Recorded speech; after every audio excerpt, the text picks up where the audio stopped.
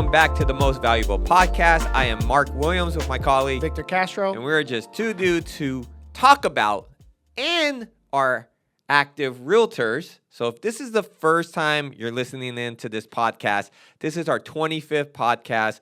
Please log on to Spotify, Apple Podcasts. You can even view us on YouTube. Check out some of our past podcasts. And there's been a common theme when we do these podcasts, Victor, and to those listening as well, is we like to give you guys the inside information about the real estate world. We are currently two active realtors. We're actually a partnership in MVP Real Estate out here in Concord, California, which is in the Bay Area. And we help buyers like you and sellers like you with all your real estate needs. But we preach and we preach and we preach. Now, you guys are listening on a social media platform probably right now where you get your podcast, or maybe you're watching this clip on IG. And there's a lot of misinformation out there in this real estate world. And a lot of information is given on like a national level. And some stuff is true and some stuff is not. You got to figure out what's actually going on in the place where you currently live. And we currently live in the San Francisco Bay Area. And it is one of the unique real estate regions in the country because there is never a shortage of demand in this area. And that brings us to today's topic. If you are a buyer, this is going to cost you more money. And what we mean by that is you hear all these things that there's going to be another crash. Oh, the Great Recession's going to happen again. Oh, the new people in charge of the government are tanking the economy and blah, blah, blah. It's a terrible time to buy. Right? It's amazing, Mark. I mean, I know I was sharing some TikTok clips and posts with you last night. That's all I see. It's all I see on social media.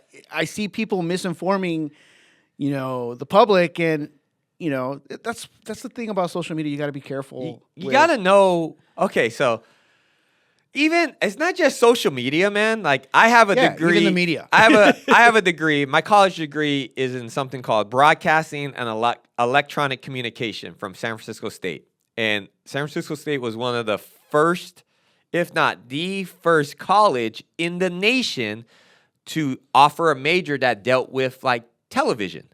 So, television hasn't been around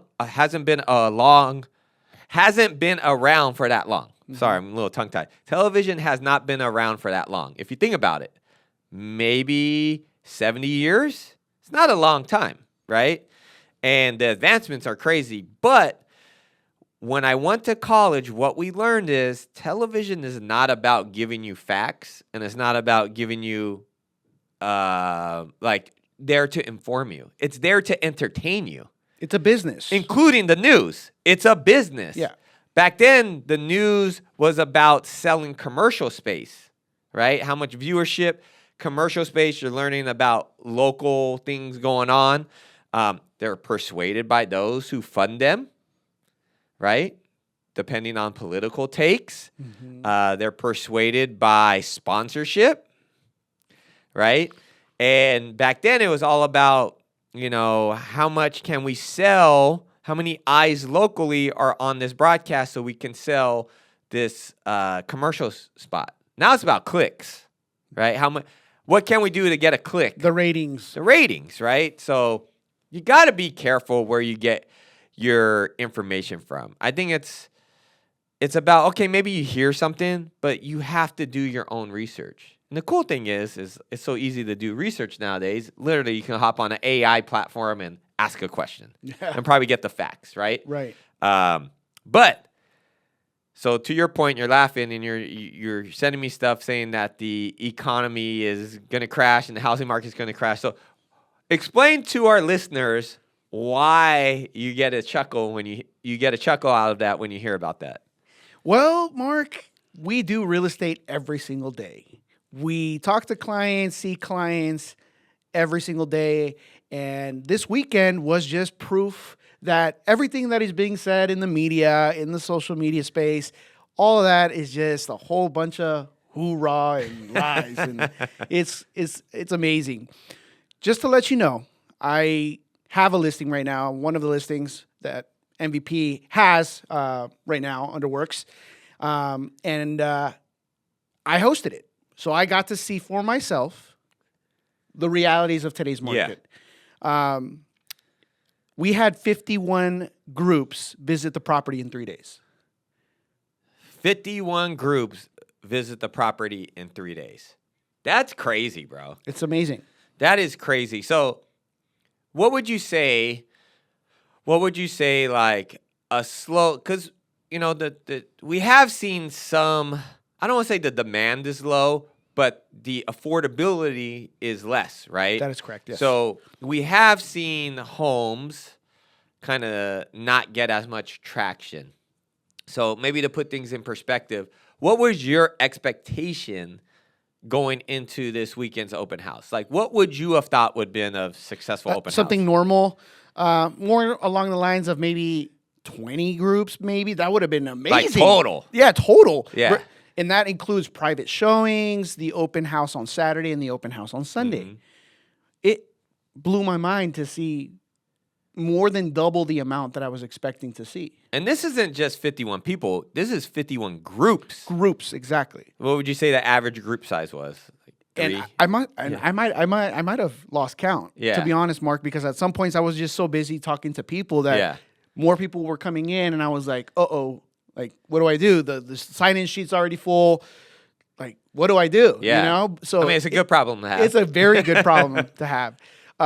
So what was your? What was your question? So I was saying, like, what do you think the average size of the group was? Like adults. Yeah, wise. anywhere from, I would say, 3 to 5 people. Okay, so say 3. So you had almost 200 people, Yeah. adults, come view this home Easily. in 72 hours. 72 hours. Yeah.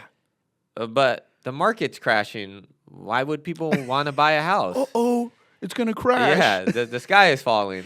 I mean, this is where what we see in person versus what's being said on the news outlets and all that we see the reality. We just laugh, and it pisses me off, Mark, because a lot of you listeners and viewers are like on the sidelines. You're scared. You don't know what's going to happen. There's a lot of uncertainty. And it's thanks to the media. It's thanks to what you're seeing on social media sometimes. And I feel like what you need to do in these instances is reach out to professionals. You're not obligated to buy right away just because you're talking to someone, but get some information, some actual information, and do the research for yourself before deciding, is it really a good time or a bad time? I got something to back up what we're saying, Victor. And I saw this, and look, we're real estate agents. Some would say we're successful. We're never successful. We're always striving to be better. Absolutely. Right? But in the grand scheme of things, we're actually high-producing real estate agents, okay? We don't feel like it because where we live, it's so damn expensive. We actually got a comment on our YouTube page where the guy was like, I could barely afford rent. And look, we're agreeing with you. We're agreeing with all of you listening. It's hella expensive to live in the Bay Area. We're not here saying, you can do it. It's hard. It takes strategy. Yes. It takes determination. It takes sacrifice. It takes being uncomfortable, knowing that you might be a little tight on cash for a little bit until, things kind of sway in your favor as far as like interest rates and stuff like that. We actually have another listing coming, and we can maybe talk about that on this one or next one, but it's a new trend. The house that we have coming is what they call a multi-gen home. It has a in-law suite to allow multiple families to live under one roof to pay these high-ass payments. I mean, right. And builders are building those now. Yeah. This home was built in 2016, but a lot of new homes now, bigger homes, are being built out, maybe out in the suburbs and a little bit east of the big cities. But when there's room, they're building these multi-gen homes because they understand that it takes for adult incomes to pay for these payments in the Bay Area. They're realistic. And it's not just the Bay Area. I'm seeing, we're looking to explore to purchase another property in the Las Vegas area, and the multi-gen is huge out there. Yeah. It's a huge thing. Like every builder has floor plans, 1 or 2 floor plans where you can option the multi-gen instead of like the extra garage, right? It's for a reason. Yeah. So you can actually afford to live under a roof, right? And someone will say, well, I'll just rent. So on that point, I'm actually helping a good client starting to liquidate her portfolio of homes, right? But she has one home that she was thinking about selling, but just has a personal attachment to it. And she asked if I could help her find a tenant. I said, sure. We don't really do rentals, but I said, sure, I'll help you out, right? It's not that hard. And the amount of people that are trying to rent this home is insane. And, everyone's like, well, rent is more, mortgage will be more than rent. I'm going to put things in perspective. I ran the rental report for her, and I helped her last year in the same process, a little bit, about 18 months ago in the same process. We're renting it for $500 more in like a 12-month span. The rent's going to be $4,250, $4,250, nothing included. You still have to pay all your utilities and all that. But just put things in perspective. $4,250 times 12, right? Should I pull out the calculator? Yeah, I can try to do a quick in my head. 200 and what? I want to say that's $4,250 times 12. 2,000. 4,000. Oh, 4,000. $250 times 12. $51,000. $51,000 a year is going to cost these new renters, and they're never, ever going to see that money again.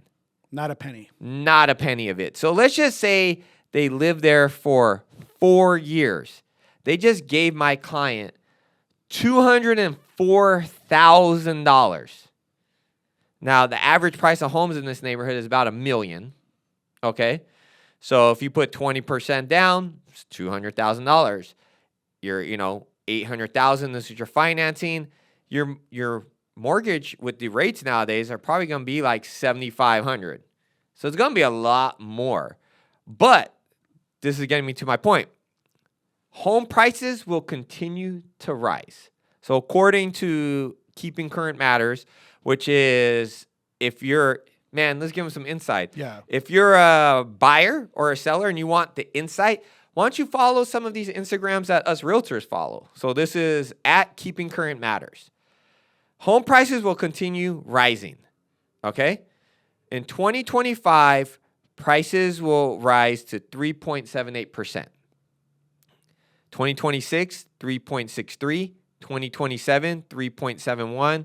2028, 4.03. 2029, 4.12. So you notice that like 2027, 2028, 2029, you're seeing the year over year increase. That's because rates are projected to drop year over year. So as the rates go low, prices go high. Now keep in mind, that's not 3.78%, or let's say 2029, 4.12. So you don't take the million, right? And stay with me here. I'm going to go slow. So take $1 million. The home costs $1 million, and it's going to go up 4.12%. Okay? So it's like 40 grand. All right? Let's call it 40 grand. It's not 40 grand from today. It's going to be worth 40 grand more in 2029, which is 4 years. No, it's compounding. So it's going to be 38 grand more at the end of this year. Then from that price, you're going to add another 3.63%. So let's just say another 38 grand. And then from that price, you're going to add another 40 grand. And then you're going to add another 40 grand. And then you're going to add another 40 grand. We're talking another $250,000 in like 4 or 5 years. 4 or 5 years. Look, guys, it's like, I don't know. I was thinking of ways to compare how interest rates affect home pricing. It's like when you get on the freeway and you see traffic, right? You try to time traffic so that you get to your house or your destination quicker, right? So as you're waiting, right, for how many hours did you have to spend before you get on the freeway? right? When you could have gone on the freeway a lot earlier and just stuck it out with traffic, and you would have gone to your destination. That's a good analogy. That's how I try to view it. It's Yeah. like it's the same thing. If you're on the sideline waiting for it to get cheaper, you're just costing yourself more money. Period. It's not getting cheaper. And it's not getting cheaper.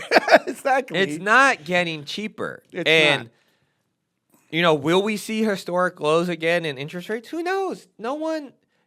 Odds are not for a while, right? But you also got to remember those that thought during the pandemic, okay? And look, your views on that, whatever. I got my own views on that. But it happened. Worldwide pandemic. What did everybody fear? Like the economies, right? And yes, money was pumped into the economy. People needed to stay at home. They were forced to stay at home. Blah, blah, blah, blah, blah. But think about that. During that time, people are like, great, like, what's going to happen? People associate a bad economy with like a bad housing market because that's the most current thing that happened. But that was an outlier. Usually during a bad economy, the housing market is actually stronger because it's a tangible asset, right? As opposed to like, let's just say cryptocurrency, which is so volatile because there's really nothing tangible to it, right? But even then, prices between 2021 and 2022 went up 45%. 45%. So everyone that was on the fence of buying in 2020, and then the pandemic happened, and they're like, hey, I don't know, I might lose my job, whatever. Okay, fair enough. We'll wait it out. We're going to wait this pandemic out. Everyone that waited that pandemic, things were 45% more expensive. Just put that in perspective. You're not buying $1 million home. You're buying a $500,000 home. That neighborhood is now $750,000. It's $250,000 more. And if you're buying in that neighborhood, odds are you're middle class, right? You're making the median income for that area, for maybe the Bay Area. So you're making, before tax, $150K as a household. And you're going to sit here and tell me you're going to be able to save $250,000 more in 2 years? Yeah. No way. No way. Absolutely not. It's crazy. And guess what? Waiting cost you more money. Yeah, to my point on the traffic. Yeah, and right now, with the 51 groups you had, and there's more to it. Yes. There's more to why 51 group came to this specific home. Obviously, not all of them had an agent, and some of them might have been just nosy neighbors and whatnot. But at the end of the day, if the home is, if 51 groups of people, 200 people are going to come see a home, it's for a reason. Yeah. They're interested in some sort of way. Maybe they want to improve their home. They want to upgrade their home. They want to downgrade their home. They have some sort of interest to go see view a home that they have no idea about, right? Yeah. So, yeah. People you need somewhere to live. Exactly.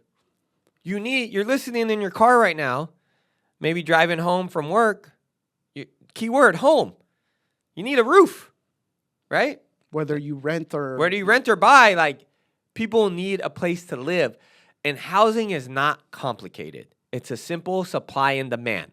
So when we, circling back to what we said earlier, you got to be careful on this news you hear because it could be a national thing.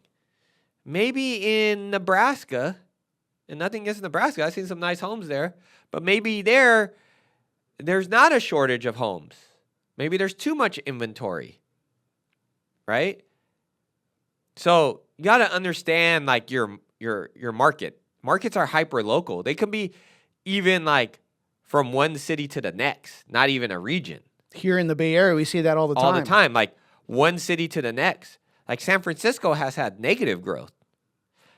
But then like a city like Walnut Creek or Pleasant Hill or some of these East Bay cities have had positive growth.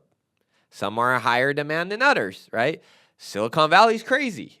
Always. Hasn't died down, right? So you got to understand your local market, but more than likely if you're in California and you're listening to this or neighboring states in California, there's a shortage of homes. And the builders cannot build enough homes to meet that shortage. I think the stat's like $500,000 home shortage. Like we need 500,000 more homes. And on average, only about 20,000 homes are built every year. And also, so it would take 25 years with no more demand. If demand just stayed flat, it would take 25 years to meet the demand that's out there. and also the problem is the cost of building a home. There's a reason why only $20,000 or 20,000 homes are being built. Yeah. Right. So what has to happen to build more homes? How can we get 5,000 more homes built? 10,000. You need land, first of all. You need to find the land where to build Number it. one. Number two is what? All the red tape it takes these builders to get permits. Exactly. All the things that they have to go through, which Let's just be honest. In California, there's just more. It's the hardest to do anything. Exactly. There's so much red tape to go through and this and that to get stuff done. Bureaucracy. Bureaucracy, yeah. And we're using big words now on this podcast. But no, a case in example, we just had out here in East Contra Costa County, Brentwood just had the opening of Costco. Okay? Did you know that was approved to be built like 2 years ago? Yep. And they built it quick. They did. Okay? But it took like 2 years to even put a shovel in the ground because there was like a group of people suing. Okay, here. Because of traffic, because of that, noise, like, because don't whatever. quote me on Oh my this. God. I read this. I want to say this is the truth. This is what I understand of the situation. That land was privately owned. It was sold. It was sold to like a developer. It was, when they were sold, it was sold being zoned for residential. Like they were going to build another community there, right? Because it's in the backside of a shopping area. There's Home Depot, blah, blah, blah, right? And then there's like farmland and whatever. So it was zoned when it was sold back in 2008. It was sold to be zoned for housing, okay? So the person that sold was under an impression that housing was going to be built there. The city, the owner of the land then submitted to get it rezoned. And the city rezoned it for commercial use or mixed use, residential or commercial, which cities will do to kind of spark economic growth. Because and people, here's the funny part. People always complain, oh, you're going to build too many houses. We have no services here in this city. Okay, now we're going to put a Costco so you don't have to drive, 15 miles to the next Costco and complain about that commute, right? So now we have this one Costco. You're going to get your own Costco. The person that sold the land originally, was suing because they said, I don't want a Costco being built here. I thought it was going to be built for homes. It was like this big litigation that held up everything. And I'm sure it was settled, and I'm sure that person got paid a little bit of money, but that's the point we're making. Yeah. Like, who cares what that person sold it for? He shouldn't have a say. Like, yeah. He sold it, and that's it. That's like me selling my first home, and then the other person, wait. You can't use it for that. You can't use it. You can't rent it out. It's unbelievable. And that's the thing. It's like you have all this red tape, and now that's even hurting us for building in California is just insurance. Like, can you build homes that are going to be able to be insured? Which, now that you mentioned insurance, that's another take on social media that everyone is blaming for the next crash. Yeah. No, insurance definitely needs reform, but there's going to be no crash of the housing market anytime soon. Look, I'm not a fortune teller. Either is Victor. We're both old enough to understand what that crash was about. And those things that were in place then, majority, if not all of them, are no longer in place now. And there's just too much demand for something like that. Now, can prices eventually drop? Yeah. It could happen, but it's a drop from whatever that current price is, not from the price 10 years ago. You know what I'm saying? Like, exactly. If there's 1 year, if all those stats I just read, let's just say 2028, it was negative 3%. Okay, but for 3 years before that, it was 4% year over year. So you had a little dip. So you had a little dip, and then you rebounded the next year. Guess what, people? That's what happened in 2008. Everyone that lost their shirt in 2008, if they were able to hold on to those properties now, not only are they worth more than what they paid for them, they've substantially made money on them. They're probably super wealthy now. Oh, yeah. At least here in the Bay Area. Oh, right? yeah. I mean, if you bought a home for what, $200,000 in Mountain View, like we spoke on our previous podcast. Yep. Episode 24. Well, that home is probably worth 1.7, 1.9, oh my God, who 2 knows, million, dude. I think like during the boom, didn't like a 500 square foot home sell for like almost like over $2 million out there somewhere? Something like that. Yeah. So crazy, bro. So it just goes to show you, if you hold on to your real estate, then you're gonna real estate's long term. Real estate's a long play. Yeah. You buy and hold. You buy and you hold. I always tell people you are not a real estate investor. 99% of the people listening to this, myself included, Victor, we are not real estate investors. At least not yet. Your first home is not an investment. Your first home is that you just find value in owning your own shit. I mean, you don't want to rent. You don't want to rent anymore. You want to be able to paint your house whatever color you want. You want to be able to deck out your garage. You want to be able to put whatever flooring you want without getting your landlord's permission. You also understand that a benefit to owning real estate is the potential to make money on that purchase, an investment, right? That you understand that if I buy this house today, odds are in 20 years, it's going to be worth a lot more than what I paid for it. So here's the difference. You're not an investor, but you're buying an investment. That's the difference. That's the difference. Okay? You have to treat it as an investment, but you are not an investor because you don't buy homes to rent them out or to flip them. At least not yet. At least not yet. Yeah. So to your point. Yeah, exactly. So, I'm starting to dabble into that, and and you look at different things, though. Like, when I'm looking to buy these homes to rent out, there's a different criteria that I'm looking for. I'm not looking for the same thing that, like, I want to personally live. I'm just looking for what's the cheapest to get into, and can I get a profit off of it pretty quick, right? Right. And I don't really – and honestly, like, what's the most low-maintenance property I can get? Right. Right?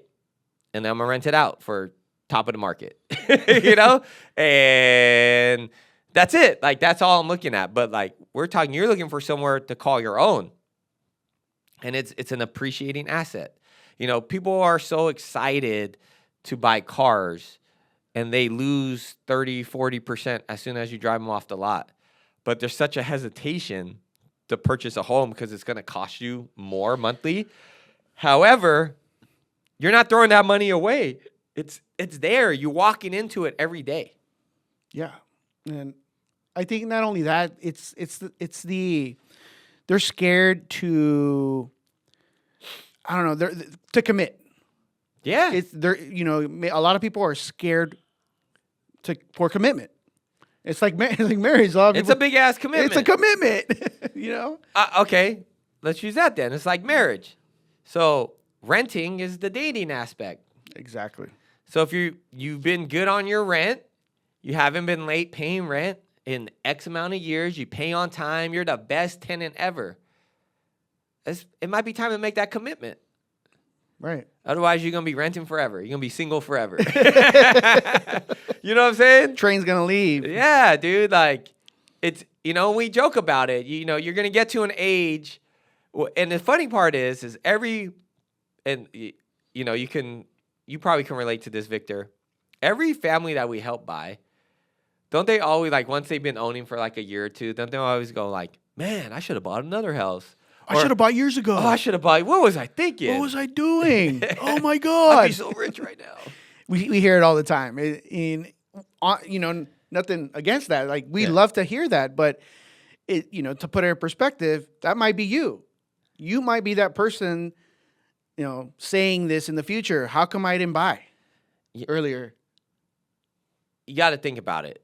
Not only is it costing you, like the title of this podcast, if you wait, it's going to cost you more. It's not just more financially.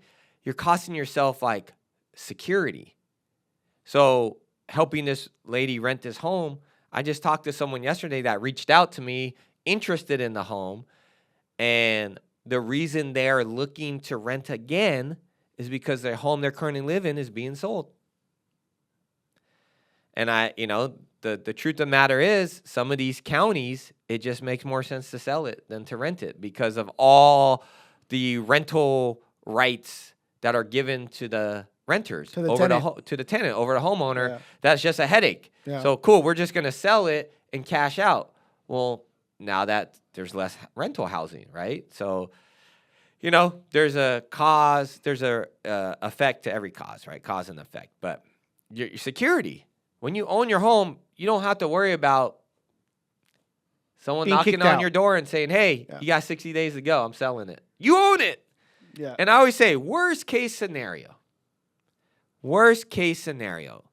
Shit hits the fan, getting behind on your payments.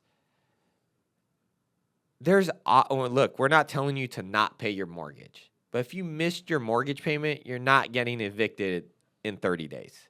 There's a process behind it.